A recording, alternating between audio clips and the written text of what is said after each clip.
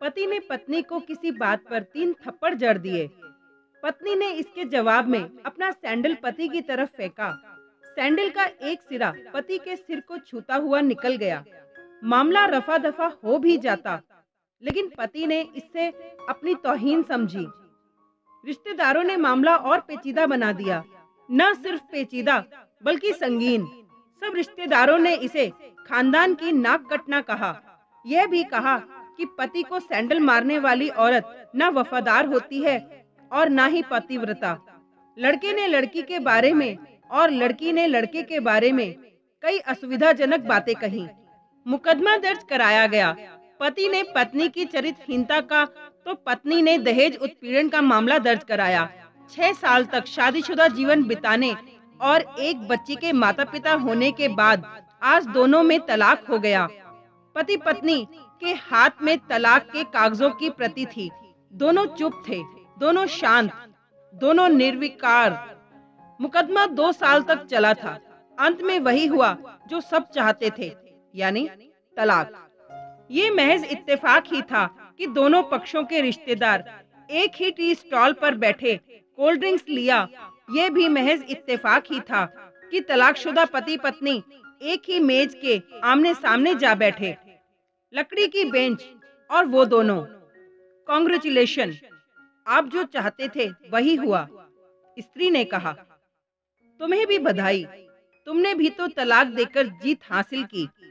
पुरुष बोला, तलाक क्या जीत का प्रतीक होता है? स्त्री ने पूछा। तुम बताओ। पुरुष के पूछने पर स्त्री ने जवाब नहीं दिया। वो चुपचाप बैठी रही। फिर बोली, तुमने मुझे चरित्रहीन कहा था। अच्छा हुआ अब तुम्हारा चरित्रहीन स्त्री से पीछा छूटा। वो मेरी गलती थी, मुझे ऐसा नहीं करना चाहिए था। पुरुष बोला, मैंने बहुत मानसिक तनाव झेला है। स्त्री की आवाज सपाट थी, न दुख न गुस्सा। जानता हूँ, पुरुष इसी हथियार से स्त्री पर वार करता है जो स्त्री के मन और आत्मा को लहूलुहान कर देता है। तुम बहुत उज्जवल हो। मुझे तुम्हारे बारे में ऐसी गंदी बातें नहीं करनी चाहिए थी। मुझे बेहद अफसोस है, पुरुष ने कहा। स्त्री चुप रही। उसने एक बार पुरुष को देखा। कुछ पल चुप रहने के बाद पुरुष ने गहरी सांस ली और कहा, तुमने भी तो मुझे दहेज का लोभी कहा था। गलत कहा था। पुरुष की ओर देखती हुई स्त्री बोली। कुछ देर चुप रही, फिर बोली, मैं कोई और आरोप लगाती, लेकिन मैं नहीं। प्लास्टिक के कप में चाय आ गई। स्त्री ने चाय उठाई। चाय जरा सी छलकी। गरम चाय स्त्री के हाथ पर गिरी। स्त्री की आवाज निकली।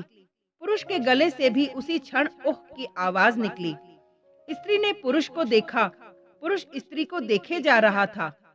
तुम्हारा कमर दर्द कैसा है? ऐसा ही है, कभी कॉम्बिफ्लेम तो कभी कुछ।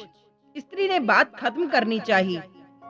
तुम एक्सरसाइज भी तो नहीं करती, पुरुष ने कहा। तो स्त्री फीकी हंसी हंस दी। तुम्हारे अस्थमा की क्या कंडीशन है? फिर अटैक तो नहीं पड़े? स्त्री ने पूछा। अस्थमा, डॉक्टर सूरी ने स्ट्रेन मेंटल स्ट्रेस कम करने को कहा है, पुरुष ने जानकारी दी। स्त्री ने पुरुष को देखा, देखती रही एकटक, जैसे पुरुष के चेहरे पर छपे तनाव को पढ़ रही हो। इनहेलर तो लेते रहते हो ना?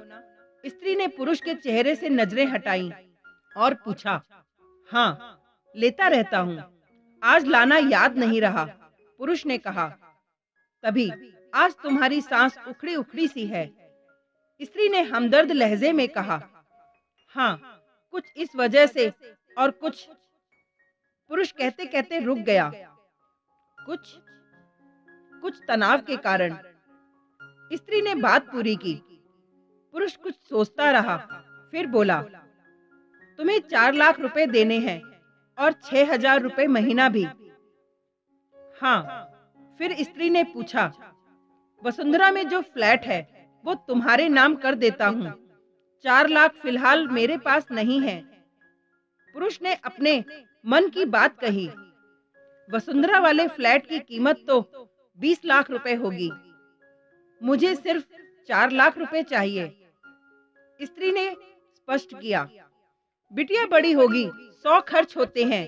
पुरुष ने कहा, वो तो तुम 6,000 रुपए महीना मुझे देते रहोगे। स्त्री बोली, हाँ जरूर दूंगा। 4 लाख अगर तुम्हारे पास नहीं है तो मुझे मत देना। स्त्री ने कहा। उसके स्वर में पुराने संबंधों की गर्द थी। पुरुष उसका चेहरा देखता रहा।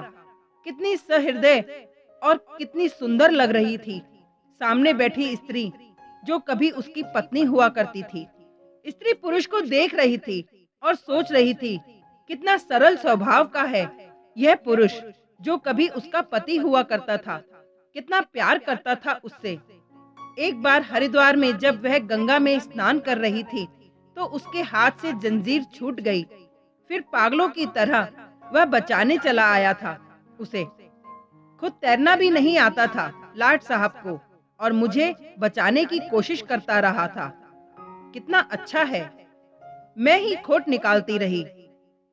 पुरुष एकटक स्त्री को देख रहा था और सोच रहा था, कितना ध्यान रखती थी। स्टीम के लिए पानी उबालकर जग में डाल देती, उसके लिए हमेशा इनहेलर खरीद लाती।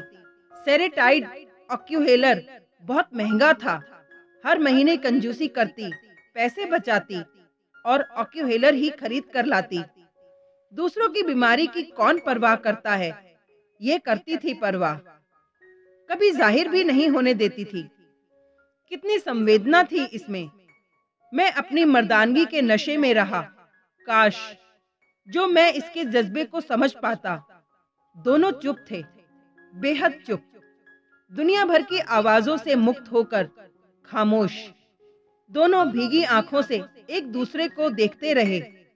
मुझे एक बात कहनी है। आवाज में झिझक थी। कहो। स्त्री ने सजल आंखों से उसे देखा। डरता हूं, पुरुष ने कहा। डरो मत, हो सकता है तुम्हारी बात मेरे मन की बात हो। स्त्री ने कहा। तुम बहुत याद आती रही। पुरुष बोला। तुम भी। स्त्री ने कहा। मैं तुम्हें अब भी प्रेम करता हूँ। मैं भी। स्त्री ने कहा। दोनों की आंखें कुछ ज्यादा ही सजल हो गई थीं। दोनों की आवाज जज्बाती और चेहरे मासूम। क्या हम दोनों जीवन को नया मोड़ नहीं दे सकते? पुरुष ने कहा। कौन सा मोड़? हम फिर से साथ साथ रहने लगे, एक साथ, पति पत्नी बनकर, बहुत अच्छे दोस्त बनकर। ये पेपर? स्त्री ने पूछा। फाड़ देते हैं, पुरुष ने कहा, और अपने हाथ से तलाक के कागजात फाड़ दिए। फिर स्त्री ने भी वही किया। दोनों उठ खड़े हुए, एक दूसरे के हाथ में हाथ डालकर मुस्कुराए। दोनों पक्षों के रिश्तेदार हैरान परेशान थे। दोनों पति पत्नी हाथ में हाथ डाले घर की तरफ चल दिए। घर जो सिर्फ और सिर्फ पति पत्नी का था। पति पत्नी में प्यार और तकरार एक ही सिक्के के दो पहलू हैं। और अंत में सिर्फ इतना ही कहूंगी कि जरा सी बात पर कोई ऐसा फैसला ना लें जिसका आपको जिंदगी भर अफसोस हो।